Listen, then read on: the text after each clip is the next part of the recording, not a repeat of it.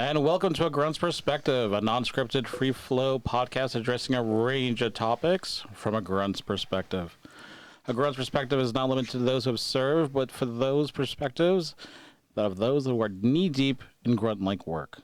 We're talking about the blue-collar, the worker bee, the ones in the trenches of everyday existence, trying to make sense of it all.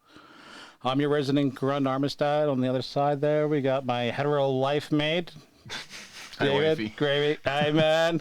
And with special guest today, Jaison. How y'all doing? Good, man. Wonderful. Happy to be here. Awesome.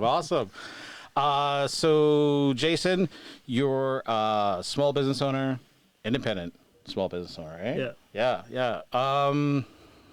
And what I regard to you in the neighborhood is definitely like my local bodega. Like, I'm from New York, and I love bodegas. And people are like, what is a bodega? And it's like, it's the store that you go to where you need a pack of smokes, you get that. You need your vapes, you get that. You need a little bit of groceries, you get that. And like, for me, what really drew me to the store is one, local, great guy, very personable, and you pretty much know everyone in the neighborhood, which is amazing when it comes to customer service. Yeah. But then like all the exotic drinks, like I saw some stuff that like I could only see like in the States or from like novelty stores, and like, you just have it all. Like, that store is jam packed every which direction, something unique, something that catches your eye. Every time I go in there, I find something new. So before we get too far into that, tell me about yourself and how did you get into this business? Well, for me, it's just like a growing passion. I did retail all my life. I just figured that like, if it's something I really enjoy doing and it is something that I like have great passion for, why am I doing it for $1 million corporation? Why don't I just do it for myself, kind of thing? Now, when you say the passion, is it like customer service? Is it just the idea of working for yourself? Is it like the service industry? Because like, when I think of the service industry, like when I'm going through the whole process of becoming a Canadian citizen, it really like surprised me where it was something like 60-70% of Canadians, if I'm not mistaken, work in some form of the service industry. Yeah. Yeah, I mean, for me, it's just like I love meeting new people every day. I love seeing what's out there in terms of like new snacks, vapes, or whatever. So it's just something I really enjoy doing. So what is your process? Like, you have your store. Like, how long to get from conceptual, like, idea of doing it to like opening that brick and mortar? Like, how long was that process? It wasn't too bad, actually. I mean, like, even for the location that we got, it's been a staple in the community since the 70s. So it had the name, it had the kind of customer base as it is. It just was like a little rundown shop. It just needed some TLC to get it up and running again.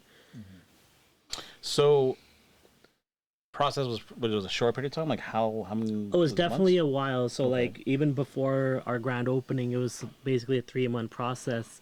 A lot of new stuff that I kind of had to learn and figure out, such as like, setting up a business license, getting my proper tax codes up and everything. Yeah, it was quite a lengthy process, and for something like that, like, I really recommend having like a really good accountant or someone who kind of knows what they're doing. Because for me, yeah, it's great that I used to work at like corporations, but there's a lot of in-depth stuff you really don't know in the back end, in terms of like inventory, setting up a POS, things like that. Oh yeah, like I remember when we started BCMF, just getting a point of sale, POS, shopping around for different companies, and I guess finally we settled on Square, and we still use Square, but then there's some issues with that. But like, that's a good company, sponsor us. They have like a really good system. But then you have Deezer and DeGeris, or what was that other one? Yeah. DeGeris. And my question is, like, when you set up merchant status, there's a skim, isn't there? Like, every transaction to a dollar amount, or That really deals with Moneris or like who you're really dealing with. There's a lot of companies out there, like there's Moneris, there's Clover, or there's also these weird phone calls I get every day from third-party countries asking me to put their machine in.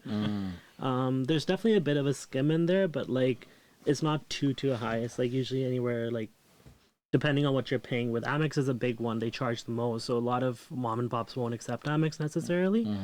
But yeah, it can range anywhere between like a quarter to like a couple pennies off each transaction. Oh, that's not so bad. When my dad finally got a POS with his small business, the vent rentals. So he mostly tried to deal in cash, obviously.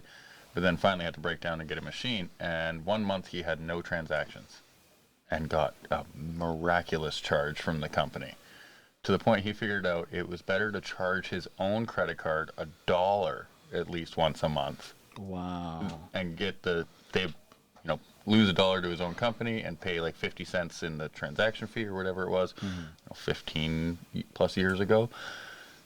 But it was cheaper to just run a couple $1 through, because there was a minimum usage on the machine. So there is that side of it too. If you don't use it, you got to pay more for it. So their machines are always making their money, to the point it's cheaper just to charge yourself a fake transaction than it is to let the machines really take the money.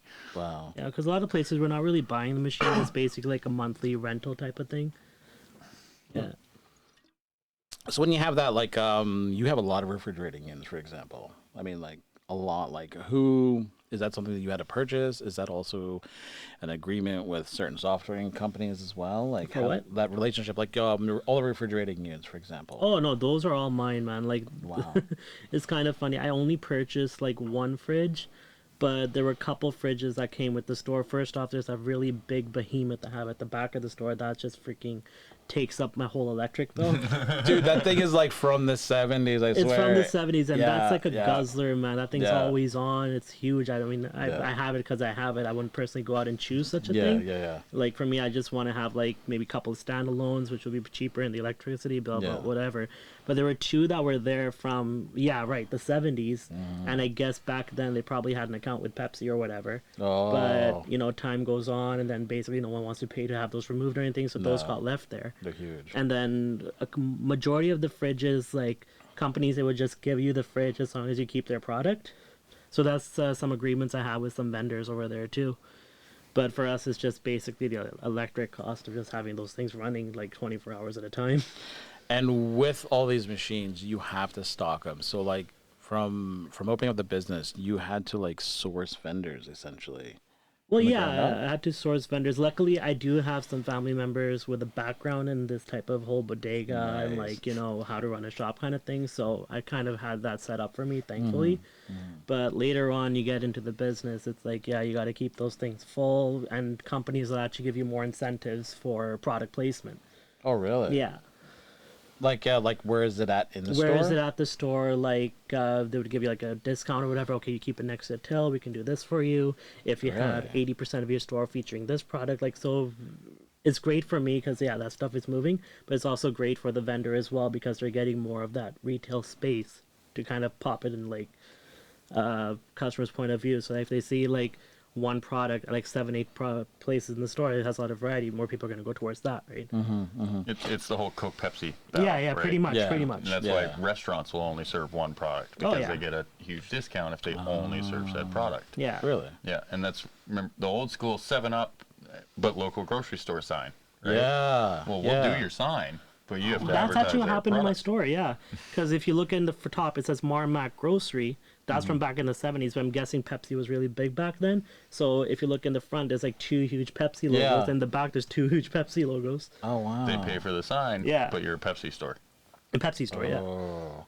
But now that's No, that's grandfathered in. long gone. Yeah, Like, the most yeah. they give you now is just like some borders around the windows or whatever. But Here's your sticker. Yeah. yeah, but now it's just like, yeah, they'd rather give a discount than set up like actual signage and stuff like that. So if it wasn't for like vendor discounts, it wasn't for like sourcing and knowing people in the industry, like how much would that eat into your bottom line?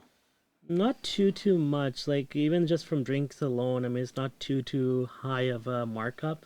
It would depend if it's like Pepsi or Coke or something local. Yeah, there might be a smaller margin, but there's definitely better margin off like exotics, because you're importing from like the U.S., China, wherever you want to get those exotic snacks from. Yeah. Oh yeah. Speaking on exotics, like I remember one of the very first times I came into the store and I looked over and I saw this one particular coffee product, and it's from back home, and it's a chain that we do not have up here. And it's a rival of Tim Hortons. It's the American version. Okay. Oh, the Yes. white Laconza something. Yeah. Like Hansa, but also the Dunkin' Donuts. Oh, yeah. And the fact yeah. that I had a Dunkin' Donuts iced coffee here in Canada, I was living the American dream. I always talk about living the American dream Like up in a Canada. slushy iced coffee? No. In a The- can. In a can. Okay, yeah, Yeah, And they it's had like the it's glass iced donut bottle coffee. one. flavor, Yeah. iced coffee flavor, yeah. There's a Twinkie one too. Yeah. Yes. Oh yeah, there is by Yeah. Hostess. Yeah. Not so bad, not so bad. But also seeing the old-fashioned Yoo-hoos from back in the day. Oh, those are good. Oh man, Yeah. that takes me back to like living in New York in Ozone Park, and we had a corner store, and it was same thing, mom and pop, bunch of other different things. They had the little 25-cent like colored sugar water drinks and stuff like that. But then the Yoo-hoo case. You saved up your allowance, and like you got yourself a Yoo-hoo at the end of the week. That was our beer as a kid at the end of the week. Yoo-hoo. Never did the Yoo-hoo thing. It's just Really? different having Yeah. chocolate milk out of a can. It's like, No, we had glass bottles back then. oh, glass bottles. They were wow. never cans. It's only here in our time now that they're aluminum.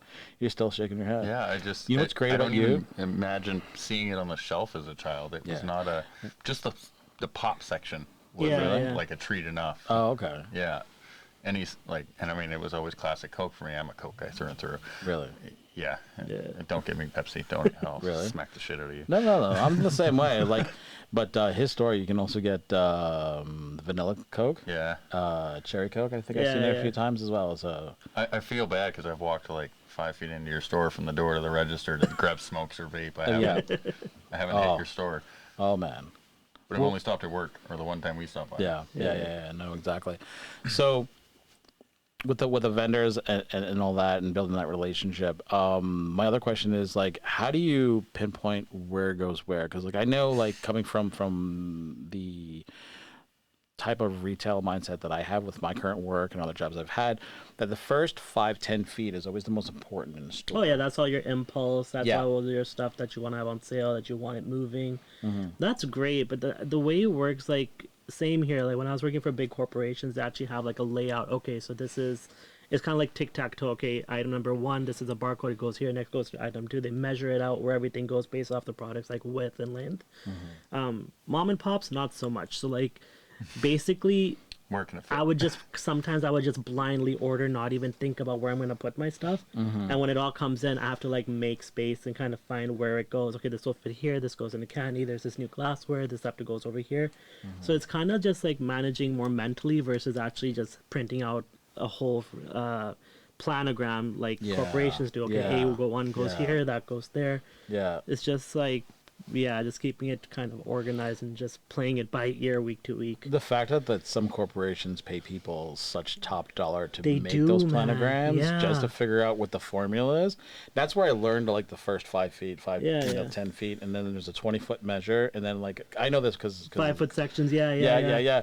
And it's because when I worked for Starbucks, they Yeah. started redoing all these stores for different impulse buys and put certain things there, and then like measured it. How high is this product supposed to be off the To floor? the, yeah, you have to count the notches of the Yeah. shelf, and if there's a new change, you have to take the whole shelf Yeah. off, bring it down for Yeah. like this much space Yeah. of a new product. Yeah, and it just squeezes Crazy. as much as they can possibly in there. And then there's times where like sometimes your store's like that as well because you have so much like it's hard to like for me from an outsider who doesn't have like that much experience in retail to the point where like I understand rhyme and reason, but like what is your overall theme for the store? Like some have that. I mean like as a mom and pop, it's great. It's just every time I go in there, I always find something new, and that's what's exciting about there. I mean, that's one thing, but like your customer service is like hands down like the most welcoming thing Oh yeah, with the store. I mean, that's the main theme. Like when I first bought the place, I was gonna go like, okay, I want to make it look like a proper. Like I was thinking about going by like whole 7-Eleven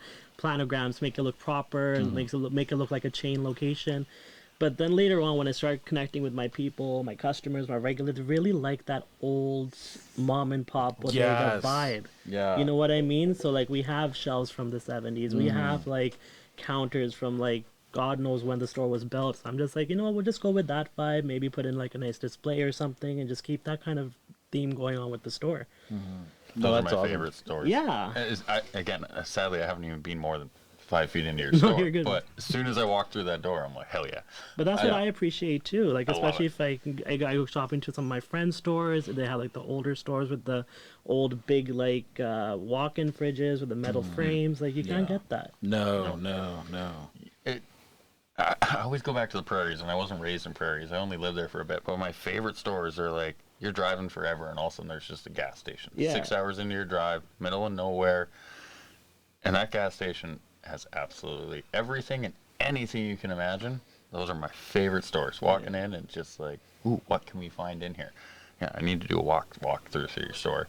But I much rather spend 20% more than 7-Eleven in that store, just because as soon as I walk in and I feel that home vibe, I don't know, and that mom and pop, I'd rather spend way more money in that store than the 7-Eleven. The planogrammic doesn't work in 7-Eleven for me. Sure, I know where everything is, and I can, it's a convenience store. Well, yeah, and it really comes to that connection, too, because, like, you know, like, for me, too, I mean, I don't get out much. I'm always at the shop, right? But I've really tried to build relationships with my customers, saying, okay, so he's here, this guy has, like, kids, how is he doing lately, you know? And they're like, they see you every day. I've seen kids since, like, 3 years ago. I mean, before when we went to 19 plus, they were, like, coming in as, like, you know, tots, and now they grow up to, like, being, like, older, and they just grow up in front of you, you know what I mean? No, totally. Yeah. And do you ever tell those kids, no, I'm not selling you a vape? I know your dad. No. Oh my god. I don't have minors in the store to begin with, but like... No, not minors, but even when they hit 19 and legal, no. Oh yeah, no, I don't want his dad coming after me, man. I'm like, no, man, I know your pop, man. I'm not selling you a vape, nothing like that. No, that's awesome. And that's another thing too. Is like I think the number one product that I purchase from you, I think more than vapes, is probably Arizona iced tea. Yeah, I mean, it moves really, but it's really good though. No, it is. I just don't get their whole monopoly. Though. Like in the States, you can still get them for $1, but even here, like places like Safeway, you're spending like $2 or $3 on them. Yeah. Which irks me, and I'll never buy them again in Canada unless they're $1, because the whole point of Arizona on not raising the price was the guy was like, I made enough money. Yeah. They can stay $1. I'm good. But recently, even when I'm ordering it, it says in the pamphlet, non-priced. So they've actually started removing the 99 cents. You've seen them without them now. That's the Canadian version. The Canadian It pisses version, me off, so I don't buy them anymore. I think even the States, I think they went up to like $1.20 or something, didn't they? I don't know. Was it $1.05? Something like that. I know they went up a bit. Yeah. Just a tiny bit or something. But they raised the bottle deposit. Yeah. On what you get back. Yeah. But yeah, personally, as soon as I can't find them for $1, no, I don't. And what really irks me, I don't mind so much if a store labels it. Yeah. It's when they still have the 99-cent can, and then I go to the counter and it's $2.35, and I'm like, no. Yeah. No. Yeah. That bugs me. Yeah, that's where it's like really important to have the prices up and kind of communicate that to people, because even when you get a lot of exotics and some places they'll say, oh, it's $1, and it's like imprinted on the product. I'm like, no, I mean, we kind of brought this in here. It's this much. That I respect. If it's on the shelf when I'm buying it. Yeah, sure, the yeah. can say 99 cents, but if you say 209 right there, Yeah. all right, I respect it. I probably won't buy it because it's still fuck you, but Arizona. But with the specialty pops and stuff, okay, no problem with that. Yeah. That's the import fees, that's the shipping. Yeah, okay, I feel that. But Arizona, get your Canada shit together. No, totally. That's another thing too, is that you have a lot of products that are supposed to be exclusive in the States, and other Canadian products are exclusively up here. Then you have, your local stuff. But how often, or if at all, is there like not so much a tariff, but an additional tax or a higher price because the product is coming from out of the States? Well, that's mainly from the wholesalers. Like, they're the one who's kind of getting paid who are paying all the tariffs and things like this, and then they sell it to retailers like us, right? So I'm sure that eats up their cost on the side, but when we bring it in, we have to kind of have our margin on it as well. Right. Thankfully, we're not really dealing with too many imports, mainly because if I want to import actual exotics from the States, I can't import like one case. I have to order a pallet at a time. Yeah. You know what I mean? Huge. It's huge. Wow. So thankfully, there's a lot of local wholesalers. There's a lot of representatives that kind of take that headache off of us. But again, they're going to charge us a little bit higher, and then we have to kind of put that forward. Mm-hmm. But at the end of the day, it's still convenient for our customers, because they're not going across the border to get it. If they want to pay an extra like $1 or whatever, they can just get it from the shop. Yeah. You know what I mean? Totally.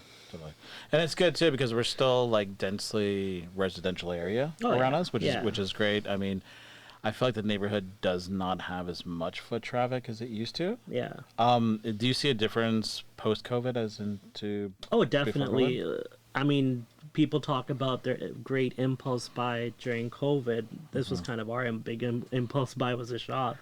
But luckily we made it through COVID. We dealt with all that masking, putting tape on my floors, all that stuff. Oh my god. I felt so bad. Like, I mean, yeah, it's great. There's like, they're trying to prevent illness and whatever, but it's just kind of awkward having to ask every single customer to put a mask on their store. I've had people where they're like, just got it flat off pissed off at me. And I'm like, listen, I'm sorry, but as per the regulation that they're asking me to follow, I have to follow this, right? Oh yeah, Fraser Health hit everyone so hard. It with was those scary, regulations. man. I felt for people like you. I didn't want to wear a mask and I wouldn't. But thinking of it now is just so silly, man. It was stupid. Yeah, 100%. But I wasn't going to do that to you in your day. Fine, I'll put on a mask for 30 seconds as I walk into a store and buy a pack of cigarettes. Yeah. Whatever, fine. I'll do that for you. Fuck you, government, on that. But yeah, I don't need to come in here. Oh, screw you, you're taking my rights. Man, I'm just trying to live life too. I know, we're all trying to just get through that stump, you know what I mean? Yeah. So those people that snapped at you, I don't understand them at all. I understand, fuck you, government, I'm not going to wear my shit, wave a flag, do a protest, whatever. Yeah. Don't lash out at just your other dude trying to make it in life, trying to get by. Yeah. We're all, no one wants to say put on a mask. You can't be in my store. Yeah, and like especially for like, again, like we're not a corporation. I don't have like 20, 30 chains ahead. If one does bad, okay, it's okay. The other ones are doing good. It's like my every sale is going towards my livelihood. You know what I mean? I'm like, I don't care if someone's buying $1 pop, 50 cent, whatever. It's just like I have to keep this place running, right? Yeah. Yeah. So I mean, like every customer, it's like a blessing. Yeah. Oh, 100%. And that's one of the things that I hear you say like all the time is, thank you, I appreciate you. And that's awesome to hear someone else say it to them. Like that's a nice way, but at the same time it's genuine because genuine, man. Like Like, you live there. Yeah, it's like my home away from home. Yeah, I fight with my family sometimes. I want to just sleep at the place. Might as well. I was sad. I came by on Friday and you weren't there. Oh man. Right after I stopped by you. Yeah. That was what, 2 o'clock? Yeah. 2 o'clock Friday you were gone? I'm like, oh. The only reason I came here. But on average, how many hours do you think you put in a day? Oh man, like I mean, it's better than what I did. So like people still say that I'm crazy because I'm doing 8 a.m. to like 10 to 11 p.m. Like sometimes I stay later just because like I have stuff to do and I might as well keep the store open for that, right? But I mean, from my personal background, when I was doing retail, I was doing like close to 80 plus hours a week. Wow. Yeah, I mean that was just me trying to save up for the place, right? Yeah. So I was working a full-time job in the daytime at a call center. I was working a full-time job at nighttime at a retailer, and I was working weekends at a part-time job. So I was really hustling, but like it was crazy. Wow, that's devotion right there. Damn. Yeah, but now when I'm doing my 8 to 10, 8 to 11, yeah, it's still long hours, but I still am blessed that I'm able to go home and sleep at night and recharge. Yeah, that's true. You know what I mean? So yeah, it's a lot of work, it's a lot of hours, but it just kind of depends on how you look at it. Wow. Well, and how much more money of that is going in your pocket instead of the man's. Oh yeah. It's as much as harder work as it is per se. Yeah, because even when I was doing all those hours, man, working at retail, it's like, yeah, you're making good money, but then you look at all the taxes you're paying, it's like, why kill yourself on that, Speaking of taxes, are there like certain products that you sell that have just exponentially like increased or doubled or anything like that in the last, say, 4 or 5 years? The only one I would say is just the tobacco thing. I think they before were only charging GST, but now they added PST to it. So I mean that's not too bad. I mean it just gets, it's just the customer pays and we just pay it forward to the government kind of thing. But aside from taxes, not too much. Product wise, yeah, I can see things going up. Things like chips, bread, eggs, like things like that. I can see the actual cost sale going up. So that's the only thing that we've noticed in the past 2 years or so. Yeah. What about vapes and their hike? Well, vapes, like, I think that even for that, there was a tax hike recently, but they've always been high. I mean, I believe it's like a 25% tax on vape products. 25. Yeah. Yeah. Wow. Or 20, something like that, yeah. Yeah. But where's the money going to? It's going all to just the government. Yeah, to do what? I don't know. Tell you more what you can't sell. Exactly. Exactly. But I mean, we don't really have much of an advantage here in BC. There's like a lot of stipulation in regards to how much liquid can be in a product, or like what you're allowed to sell, what you're not allowed to sell, what's being recalled. That's always changing. Really? Like, Yeah. look at McDonald's, the supersize. right? Look at Canadian versus American food. Oh, All yeah. the proportions are way different. I was Yeah. shocked when I went to McDonald's in the States. I ordered a large Coke. They gave me like this big bowl thing. I'm Yeah. like, this is 2 not a liter. large. Yeah. This is ginormous. That's a bucket of diabetes. It's a Yeah. liter of cola. Yeah. No, I thought the my big God. gulp was big here at 7. I'm like, holy shit, they're just giving these out at McDonald's? Yeah, so Canada is a little better health-wise on Oh, the food definitely, products that way. A lot better, But they've recently started to do the whole health thing in Canada too now, because recently we had a huge recall on highly caffeinated energy drinks. So apparently there's like a cap at like 170, 180 milligrams. Before we were selling up to 200 milligrams, because that's before we used to sell the ones from the Americans, but that's not legal anymore. They can't let us sell that. this has happened a few times now, even back Yeah. like 10, 15 years ago when they first started coming out. Yeah. We had a cap on caffeine product. Yeah, Oh, really? yeah. Yeah. But no, even Health Canada, they're getting really into it, because even now something as tedious as a yerba mate, I mean, there's caffeine in it, but it's natural caffeine, it's from a root or whatever, right? But Health in Canada, what they're doing now is they're putting little white stickers on them saying Health Canada high caffeine product, and I've actually noticed them putting that on candy too.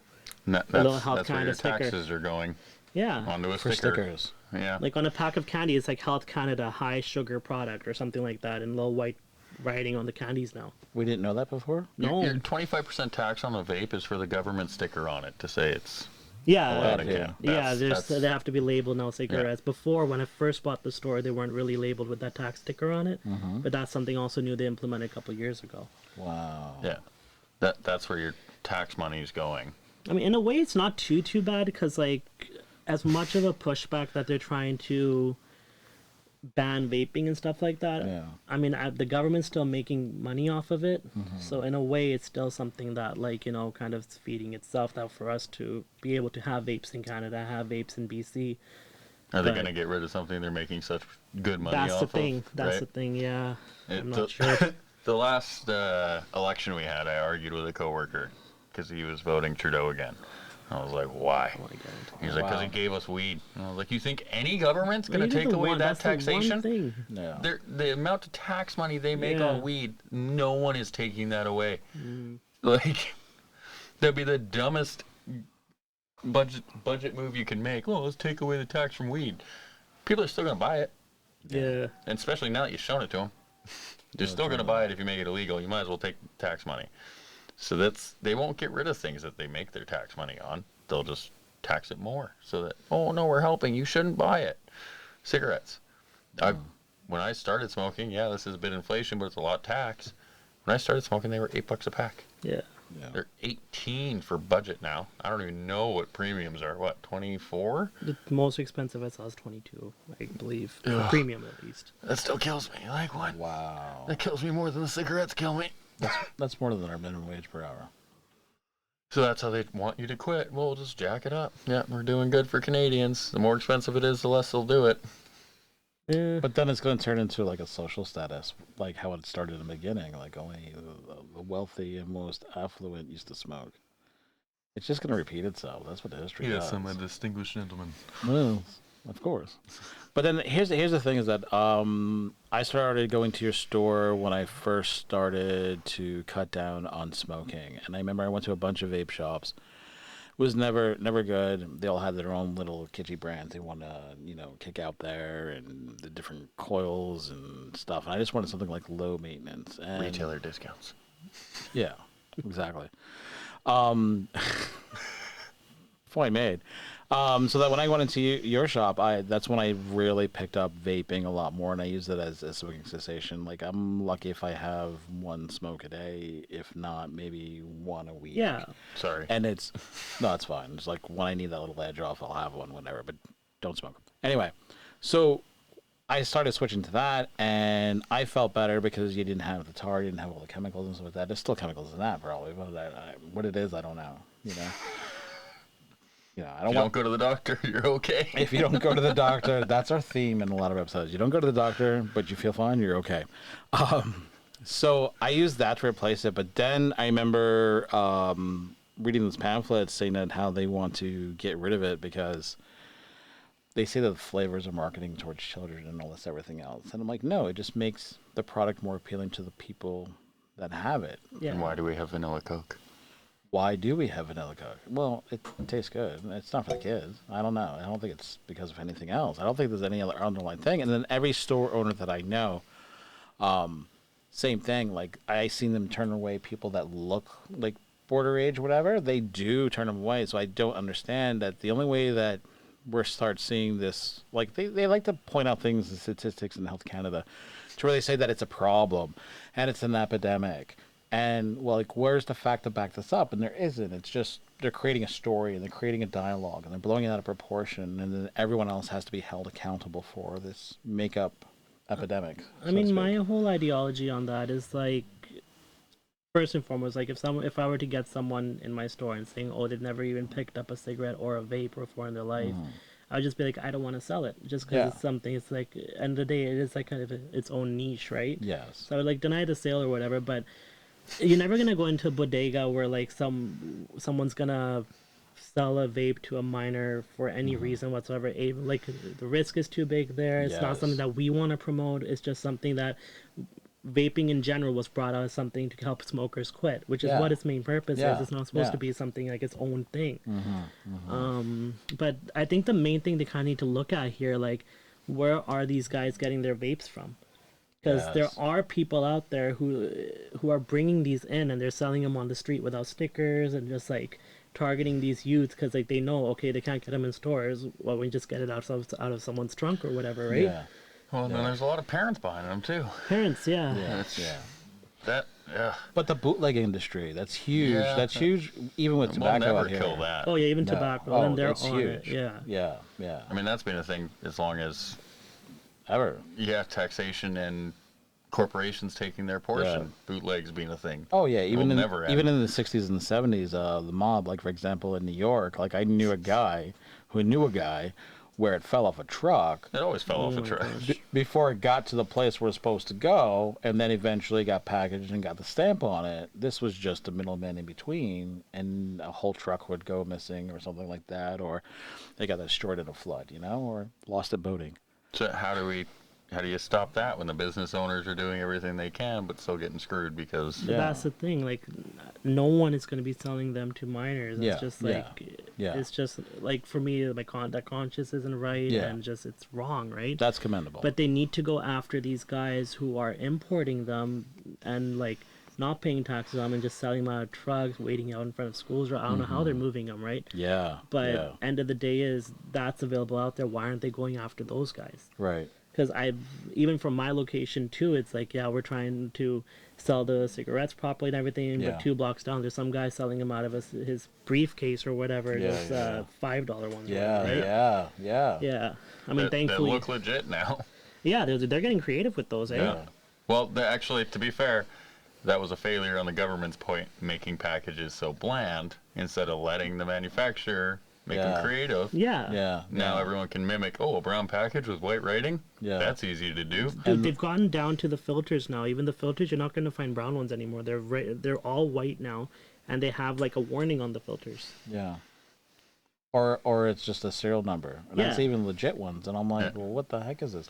They don't want them to brand anything. That's another thing, too, here in Canada, is that anything that they don't like, they don't want you to market. And if it's not marketable, they just remove the essence of it to try to make it not as appealing, I suppose.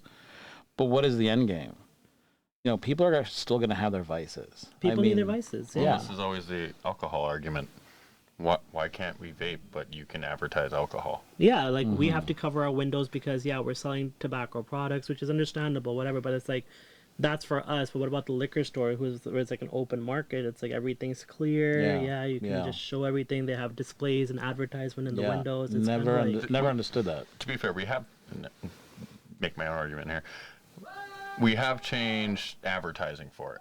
It's not party with the friends kind of barbecue advertising that you used to see. Yeah. And it's not hot chicks at the raceway. It's toned back. Hey, we're half calories now. Simple advertising. But Canada's always been more forward. I don't know how the States television is anymore. Like I said, I don't watch television, but Canada's marketing for alcohol has changed. Oh yeah. Slightly. But why, like, if we're targeting everything else, it's bad.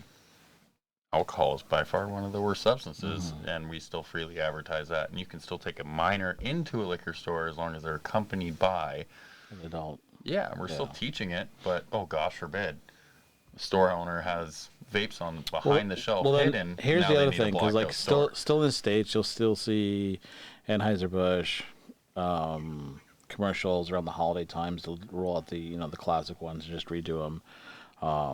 All the big ones, like the big three, you'll still have those commercials on television. The only thing that they don't have anymore is, of course, smoking. Smoking's been demonized enough.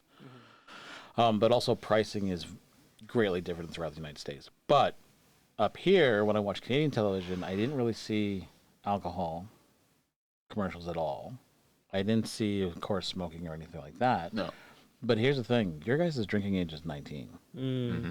18 in some places. Yes, 18 in a couple.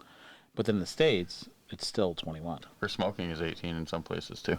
Really? Yeah. Yeah. So for us in the States, smoking is 18, drinking is still 21. BC is 19 and 19. Alberta is 18 and 18. Saskatchewan is 19 for drinking, but 18 for cigarettes. Manitoba is 18 and 18. Ontario is 19 and 20, I believe. Interesting. Yeah, I think it's 20 for cigarettes and 19 for drinking. That's might weird. Be backwards. And I might be wrong. It might be just be 1919. So does that mean one is considered worse than the other? I suppose. It makes you wonder. But then, like in the States, for example, I guess drinking is worse than smoking. Is that because of driving and being newer drivers and age and everything? Because there's some states in the U.S. where you start driving at 16. And you can actually get your full license by the time you're 17, going on 18.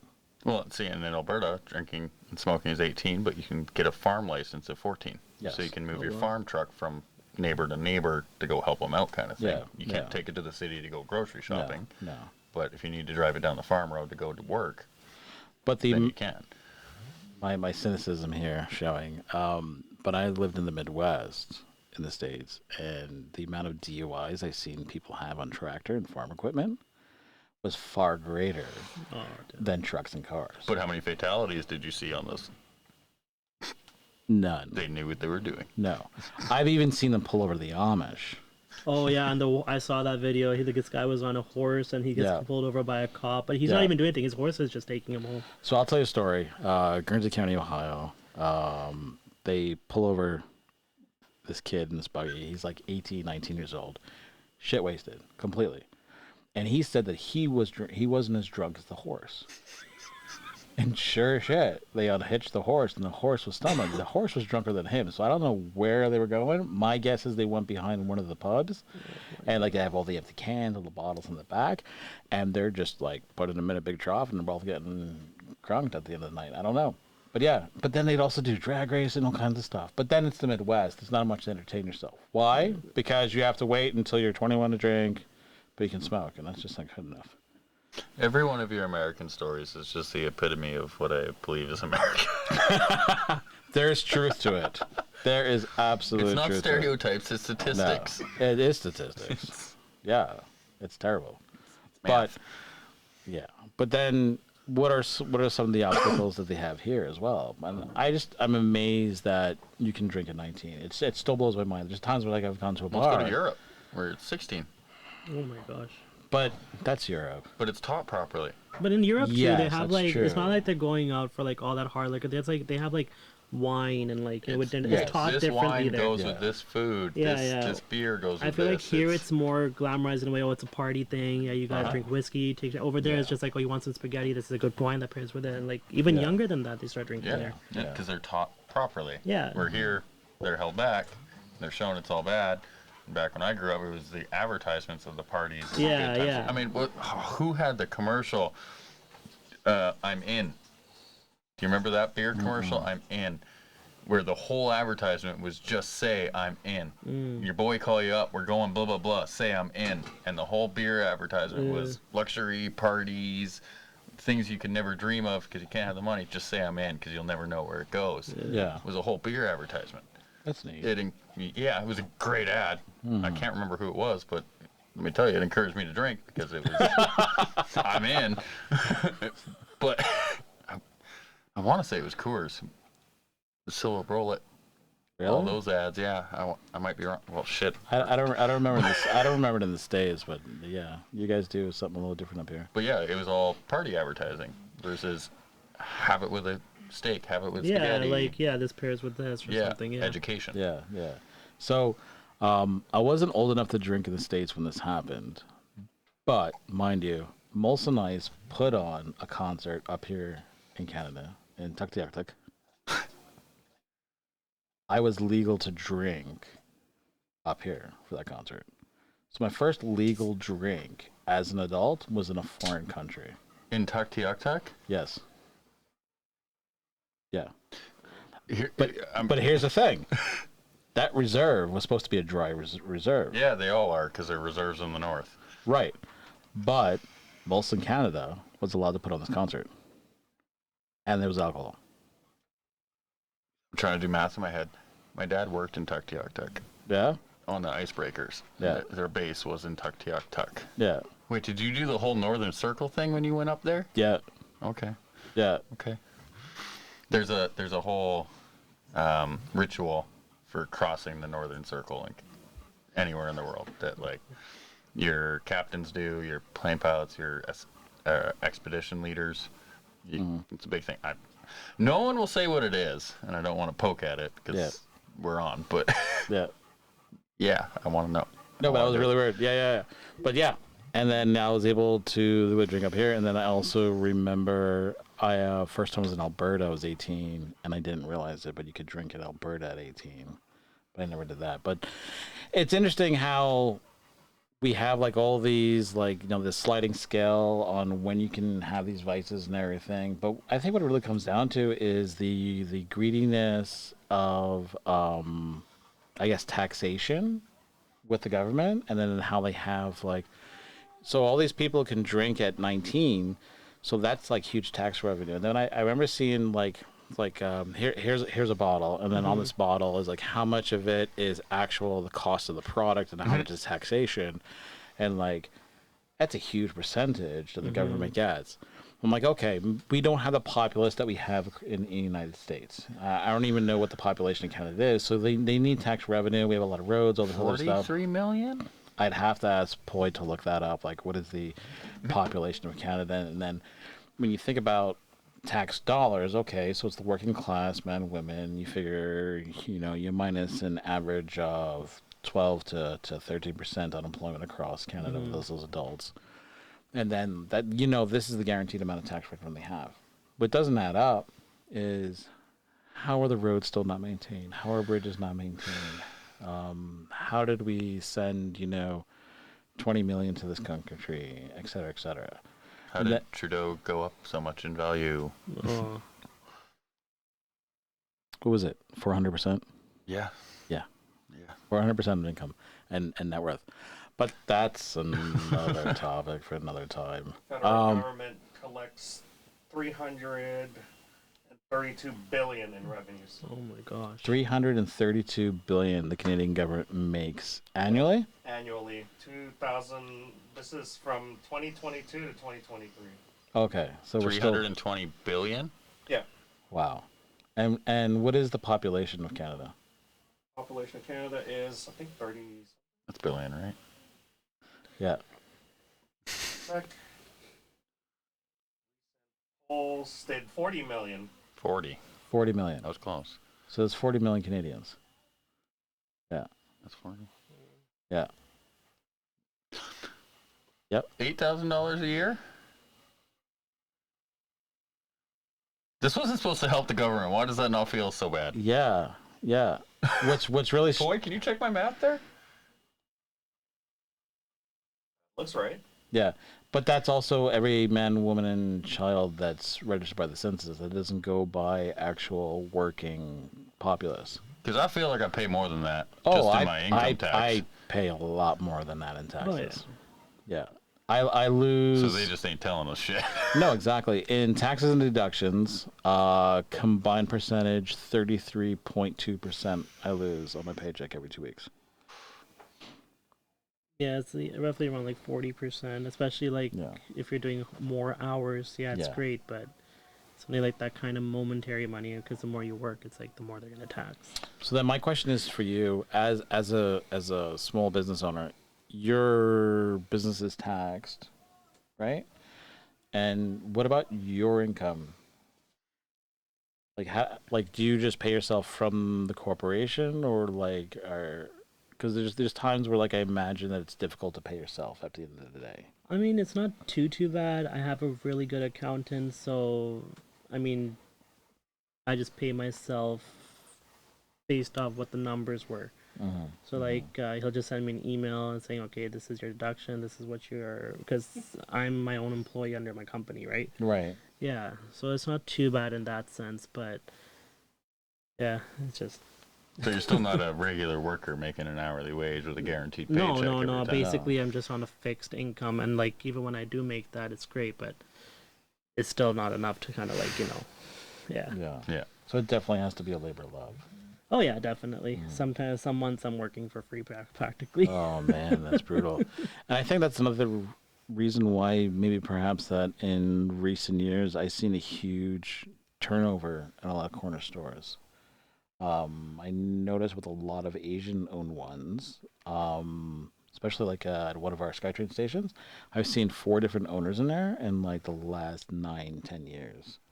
And they always announce like, "Yep, I'm selling the business. I'm moving back home, or moving here, moving there." And you always see a huge business turnover. And when I lived in New West, they had this one store, same thing, 3 different owners, and then eventually they finally closed the doors, and it's never reopened since. Yeah. Is that a real estate thing though, in price of square footage? I wonder if that's that too, because that's another thing that's really hurting. I haven't looked in square footage for retail stores for like 15, 20 years now. I can't even imagine what they are today. 15, 20 years ago boggled my mind on square footage for retail places. I don't even want to know what your store costs. I don't. You got a fairly good footprint there too. Yeah, it's not too bad. I mean, it's a pretty decent sized store. I mean, for my advantage, like as I said, it's been there for a long time. But if you want to go in terms of ownership, before me there was a family that purchased it during COVID for someone else who was supposed to come over and run it. So COVID happened, and then they weren't even able to come anymore. So the husband and wife that bought it, they didn't really have the background to kind of run it. So that's where it's like the store came out as empty. But the family before them, they had it since like the 70s. So one family. Oh, so yeah. they had that entire time. Yeah. Oh, wow. Okay. So the only turnover was just like 3 people, the original owner, or maybe 4, because I think whoever had it from the 70s maybe sold it to this guy in the 90s or whatever. But like, it's probably had maybe 3 or 4 owners since the 70s when it opened. Yeah. Wow. And then with the changing times in the neighborhood, it's a good reminder that still something has not changed. I mean, there's so much gentrification going on. There's so many changes. Yeah. Rent is astronomical around us. I mean, just down the street from us, that pub still hasn't reopened. And that. Oh, you're talking about the Moose, right? Yeah. They're not too bad. I heard they changed ownership. It's going to be called the Thirsty Moose now. Thirsty Moose. Yeah. I mean, it's the same thing. It's like an old mom and pop area. It's a good vibes there. But funny enough, I never knew your store until Mike introduced me to it or told me about it. And then I knew of the area, the gun store. And Elvis Pizza, yeah. this same building or the next block over. Like, my dad's counselor was at, and I remember going there once as a kid, and the wall was full of bullet holes. Oh. Yeah, that's my memory of the area. So, like, maybe that's why we didn't go there, because back in the day it was a little more heat. Yeah. But I don't remember a grocery store being there, or Bodega, or whatever we want to refer it as. Yeah. But it wasn't until you introduced me to it that I started seeing it. Even Elvis Pizza. Elvis Pizza is a staple that I had no idea about until like 5 years ago. Oh, really? Yeah. Elvis has been there a long time. Yeah, apparently. And it's real good. Yeah. Real good. But unfortunately, I never knew about your store. Now I wish I had for all these years. Well, it's definitely like a little hole in the wall. Yeah, I mean, so even like when you go into that whole vape store government thing, they don't let us really have the windows open to kind of attract more customers. Yeah, we need to keep it covered, but again, I mean, that really helps from like the word of mouth and just like advertising, you know? Yeah. Yeah. And I had no idea you were there until Mike mentioned it. Yeah, and again, like majority of based off of our location specifically, it's a lot of foot traffic. So like the bus comes by every day. Someone will see, oh, there's a store there. They're coming for like milk or eggs or whatever, you know.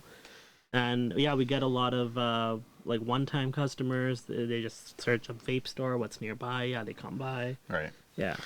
I mean, to be fair, your parking lots. Oh yeah, it's not the best. No. Oh no. I mean, on a Sunday it's good, but the rest of the week it's a gong show. And I can't fit my truck in there. No, I wouldn't even if I'm try. not towing anything. Yeah. There used to be parking on that side road, wasn't there at one time? There still is. Oh, Yeah. they just always full. It's always full. Yeah. I fluked out on Friday where it was empty and I could pull a rig right up on the side street. Yeah. Oh, Well, no, it's interesting. So what are some common pitfalls you think that you've like experienced at being a small business owner? Like, what are some like really hard hitting like obstacles? I mean, just taking it like even I've had it for like 3 years now, but every week is different. You kind of have to like budget what you want to spend on what area of the store every week. And it's basically just trying to keep everything balanced, keeping a store full, making sure you have enough to get this, trying to make lease on time, all that kind of stuff, factoring it in, right? So it's great. It's a lot of work, but it's basically just like a mind juggling game. Yeah. So definitely a labor of love. Oh, pretty much. But I mean, again, like I'd rather be doing this for myself, kind of thing. And you enjoy what you do. You're seeing a lot of different people and whatnot. Well, that's awesome. It was like when I started looking into it, I did a Google search on like, you know, the 8 common mistakes to avoid when you start a new business, for if there's people out there that want to start a side business or anything like that. And one of them, the first one, and that's what I went through as well when I did BCMF, was to come with a comprehensive business plan. Like, what is your main goal? I mean, like for you, I imagine it would be like to create, you know, a service for the neighborhood. Yeah. Yeah, and you don't live too far from the neighborhood, so it's not like you're outside and a plant, so to speak. I mean, you're still very local. Oh yeah. So that's you know, that's good. But when it came to your actual business plan, like I guess what got that first initial step and just jump in there and just do it? Like I imagine like having a comfortable job and doing all these things, but actually executing it and doing it is two different things. Like one of the very first podcasts we did was like charging forward, that initial step, like finding that motivation that just flip that switch and just do it. It's just always been a dream of mine. Like I remember I had a realtor and I always kind of told her, hey, keep an eye out. I'm having an idea here. I want to like open up my own shop and everything, right? So she'd be sending me listings every single week and whatnot. And then until I saw this one and I'm just like, okay, let's take a look, see what the whole deal is about here. So I went across the street in the parking lot. I sat there for a good 2 and 3 hours saying, okay, what's the foot traffic like here? What is this area? And I see people going in, but they're not coming out with anything. So I'm kind of clicking like, okay, so what's going on there, until I did kind of like a ghost shop. I went in there. Great location. People were going in, but the store was completely empty. Oh, okay. Yeah. So was it going out under, or they were just kind of? I mean, it wasn't really going under. The traffic was there, but the people who had it, they didn't really keep it full. Okay. Yeah. Yeah. That's interesting. So do you think that was price of products rise versus what they were used to versus lease raise maybe? Well, that's kind of like what you have to factor whenever I'm pricing a product. You have to kind of think about, okay, well, how much am I spending on gas? What's my lease? Like, you kind of have to factor all that into your margin, and then you have to look into your profit as well. I'm not gonna lie, like it was a big dream for me to have the store, but my first 2 weeks when I actually stood there behind the counter and like I'm running it, I was scared, mainly because like I don't know, I've never really made huge purchases, whether it's inventory, having like, you know, 4-figure purchases on like tobacco or whatever I need, right? I'm just like, shit, I'm gonna put this much money into this. What if it doesn't sell? What's gonna go happen, right? Eventually, after that 2 or 3 week growing pain, you start to notice the pattern, notice the traffic, and kind of like pinpoint, okay, no, this is a good week to invest in this. This is a good week to invest in this. and just kind of go with the flow after that. But yeah, I mean, really another big thing was just like, as much as I love the community and everything, it's just like even your own safety too, because every customer, yeah, it's great, but sometimes you have an odd guy that looks a bit sketchy, or like you don't know if this guy's gonna post something on you or whatever. Yeah. So it's just kind of, yeah, just maintaining everything. Yeah, that's the other thing I was going to ask about is like when it comes to safety and security. I mean, a lot of time you are that person. Yeah. Like you're doing all that, and you also have constant traffic. And there's something else about your story I want to address here in a little bit. But like, how do you handle that? I know there's been times where like I always hang out a little bit longer as well to try to keep an eye on that and be there for you.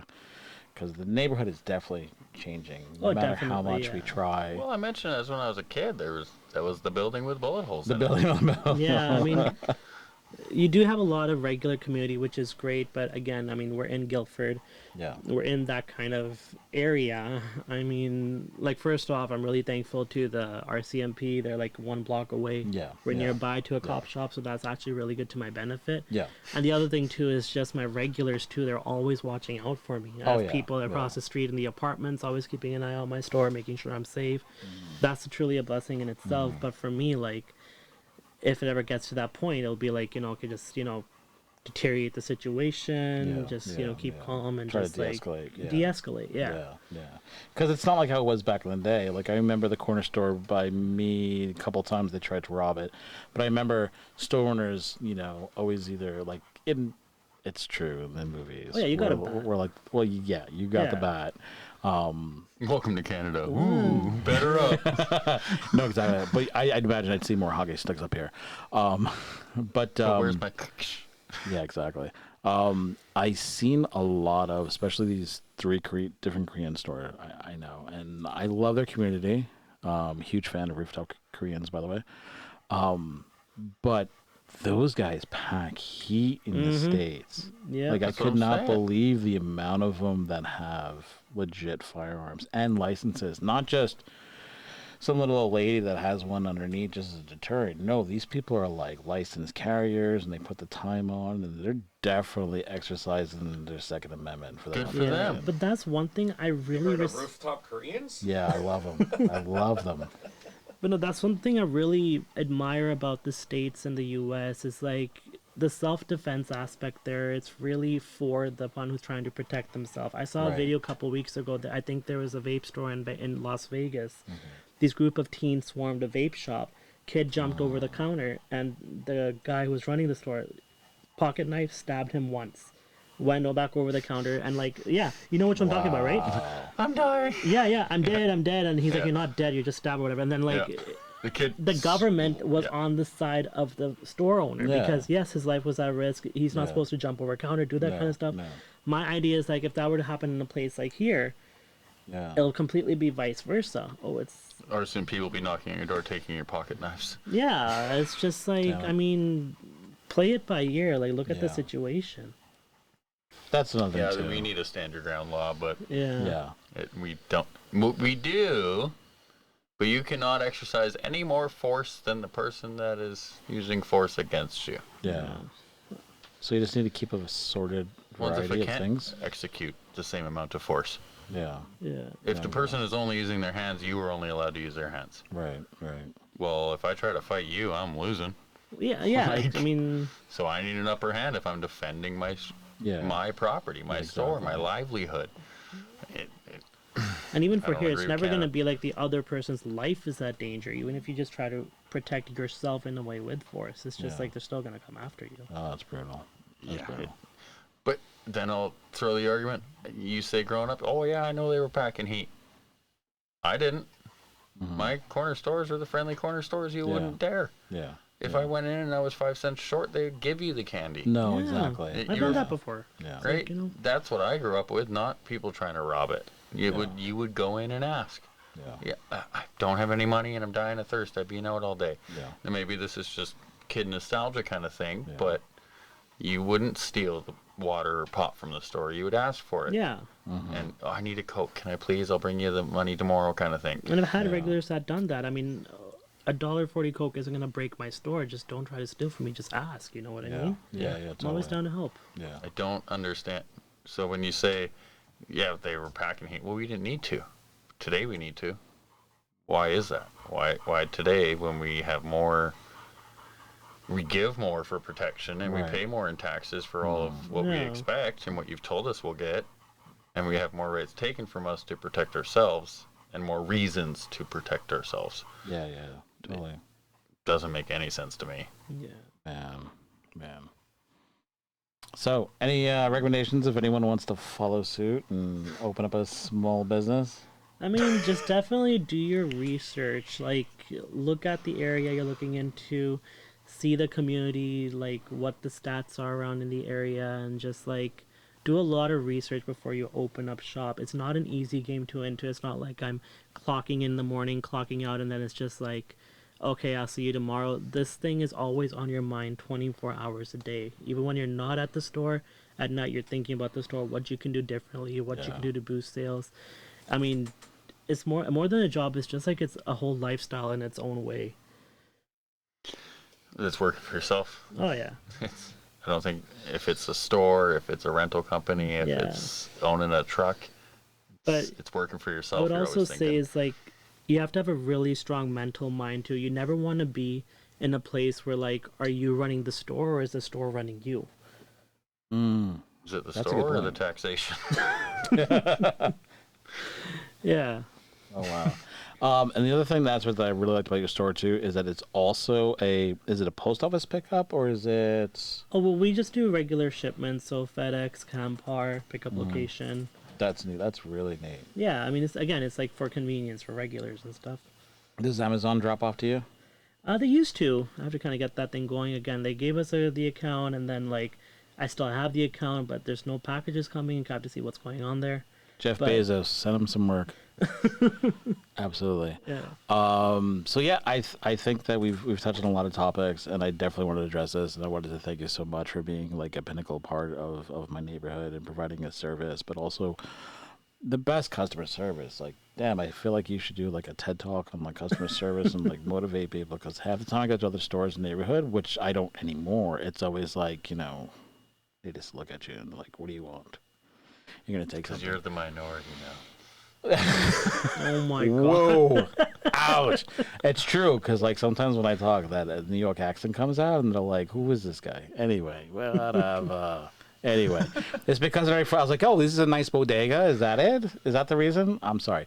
It's a wonderful run mom and pop style corner. When he first store. said bodega, I had no idea what that was. I'm like, okay, is he insulting me or what? No, What's going on? no. I had no idea what a bodega No. was. I'm like, I looked up. Oh, okay, so this is what they have in New York. No, totally. And that's the interesting thing, is that the bodega thing actually came from like Spanish Harlem. Yeah. Spanish Harlem style, because they were like all the immigrants would shop there first because it was local. They didn't want to venture too far because it wasn't very safe in the old neighborhoods back in the day. But then, because New York and New York culture meshes well, it meshes so well. It's the melting pot when it comes to culture. Like, there's certain aspects of like how I raised my kids, and then I hear a story from like, how Paulie was raised, Bill and Filipino, and I'm like, oh, little Shakla, beating a kid with a sandal, and then I'm sure the same thing in your family. So we all raise our kids the same way. We all are the same with our family unit, and then culturally we are very minutely different in certain aspects, but we're the same in the other. And it comes up to a point where it's just, you have a store, you're providing a service, you can get everything there. Oh yeah. Like you have a Bitcoin machine? Oh yeah. Yeah. See, Bitcoin, mail, Bitcoin. pop, Exactly. glassware. Yeah. Yeah. All, Got the tax interest. exactly. Bitcoin ATM. It's great. Everything there. But then I realized, see, to go back, he was still apologetic. I used to like want to get like a quick coffee. I think it was like mid-morning or afternoon. He didn't have any lids. Do you know what it's like getting a coffee and no lids? And then I thought to myself, he's very apologetic. He's not telling me why he doesn't have it. And they're still not in order, and they're still not here. Why is it? And I'm like, there's something going on here. Then I did the research myself. And instead of being upset, I was like, wait a minute. BC's banning like single-use, products and stuff like that, and lids, straws, all kinds of those things. They want to get rid of all this stuff, and I'm like, so I'm gonna buy a coffee, I'm gonna slosh it around on transit, and I'm like, that makes much more sense. Okay, Dude, I got really mad at the aquarium because they sold me a full 20-ounce beer filled to the brim. Yeah. Didn't give me a lid. yeah, And I'm like, you want me to walk around the aquarium, just packed like sardines, Yeah. with a full beer? they want you to Give me a spill lid. the beer in the water. Yeah, and then they're like, well, it's bad for the fish. I'm like, but I can just walk up and pour this in, and that's not bad for the fish. Yeah, that's pretty weird. That was a whole other argument. But then I found out it was the BC law thing. Yes. Not the bullshit. They were just trying No. to feed. They didn't No, know they were just a exactly. worker. And Yeah. and that's another thing. Is like when people say frontline workers, it's not just people who are like fire department, ambulance, and all that. It's also your stores. It's your service industry. It's your service industry, which such a huge percentage of Canadians are a part of it. It's not their fault. They're just stuck with following this crap legislation from Don't our get me started on government. the paper straws, man. Those are just. Paper straws. Oh, I know. Do so you have paper straws? I'm sorry. You used to have plastic. Okay, sorry. This is just an inquiry because I've always wondered. Booster Juice sells biodegradable plastic straws. Not sells, but you still buy a Yeah. smoothie at Booster Juice, you get a plastic straw. Yeah. Have you seen those? Have they been sold to you, advertised Well, to you the as a companies business? that are buying them probably buying them by the skid, so it's probably Yeah, cheaper okay, for them. fair If enough. I were to order like a whole thing of box. them, no one's gonna. I have to factor like my 20-30 cent cost into the drink, right? But it's just retailer argument. I will specifically go to a store that has plastic straws. oh man, that would be a selling point. Plastic yeah. straws sold Get here. your Slurpee, because fuck a Slurpee with a cardboard fucking Oh, I hate straw. those things, man. Those melt and like no. paper starts getting into it. It's ridiculous. I haven't Dude, gone and back. if you put an ad up on that big white wall of yours, plastic straws Yeah. here, shit. Slurpees with yeah. plastic straws. Oh yeah. Like I haven't been back to McDonald's ever since the whole straw thing came to be. I haven't gotten a milkshake in I don't know when. I haven't gotten any kind of drink anywhere Yeah. because of paper straws. You should Wow. go to New York Fries. They don't even have like plastic anything. It's basically like a cardboard juice box. Yeah. And there's like a folding mechanism. You have to fold the top. It's like a paper No. cup. What? No, Easy. you lost my business. Oh, that's See, and I won't buy terrible. Slurpees now. I won't buy anything that takes a straw because I can't stand the paper straw. Yeah. And I'm not going to carry around a metal straw in my pocket to clean No. out before I want to drink of something. Wow. But biodegradable. Like straight up, I know my entire tow fleet would come to you for Slurpees Yeah. if you had biodegradable But like straws. even this whole plastic thing, I really don't really understand what they're trying to do because like yeah, you're taking away the plastic straw, you're taking away the plastic bag, but we're still using so much plastic. Like what about the potato chips? They're being in plastic bags. What about like, toilet paper? It's all plastic on plastic. I'm like, why can't they make the toilet paper up and you say no, switch to paper or like, Yeah. bread bags. bread bags, Okay. So you know how something you like would that. Like you know why how are they you would targeting this? solve this is stop demonizing hemp, bring back hemp cultivation and made products Yeah. because it's the most resistant plant-based woven material. You can make anything out of it. They want the reusable, but they don't. How many grocery shopping paper bags do you get now you can't reuse? But 5-7 years ago, Yeah. you got a paper bag. That thing was Yeah. newspaper thick. It was newspaper thick. You could yeah. reuse it. Now you Yeah. can't make it And out then, of the goddamn and then they store. complain about the plastic bags, and I love showing up to the grocery store with a plastic bag because I will hoard did those you bags. get them? Yeah, I know. Who's your dealer? Yeah, exactly. But you can still reuse them. Once it's destroyed, fine. Yeah, it's destroyed. Yeah. But like people like when you buy a 6-pack, you open it open, you have those rings. Why do people cut it? We want to save the Turtles, fish. We want to save the yeah. turtles. Save the turtles. Those the birds. It's Birds whoever. are stupid and fuck Okay. birds. But But I'm gonna play devil's made advocate. sense. It No. This is where the Grunts perspective comes in right now. Okay, this is gonna anger me. I'm gonna put this out there. So you buy said product. You're in Canada. Okay, so you're gonna cut it up. You're gonna do your part. That's great. Okay, why the hell is it still in the ocean? Where does our garbage go? They say that we're a green city. They say that we're a green nation. oh yeah. They say we're green here in the United States. Look at our recycling facilities. I'm sure you've seen the video of what happens to it in our city, Yeah. where they follow it around and it just goes around the city 10 times and then gets Yeah. put on a barge to China. Yeah, it gets put on a barge and it goes up there. It's Yep. not tarped, not covered. all the plastic in the ocean, that is because of your legislation that actually doesn't follow up on where it really goes. That's because it doesn't get covered. That's because it doesn't get shipped They properly. just want the tax money. No, exactly. What happens after? Yeah, do the same. We just want more money. Yeah, yeah. So, no paper straws is because people aren't doing their job. Yep. That is it. And no one wants to hear about it and do anything about it because it's out of our hands. They rather just fucking tax us. I said it. Should we wrap before we get canceled? Yes. Oh, join us for about the after big beat. hours is like go off and be irate. Anyway, Shooting the shit. shooting the shit. All right. But yeah, please visit Jaison at Marmac Grocery, 104th Avenue and 14902, 104, and 149. Nice. Great place. Exotic drinks.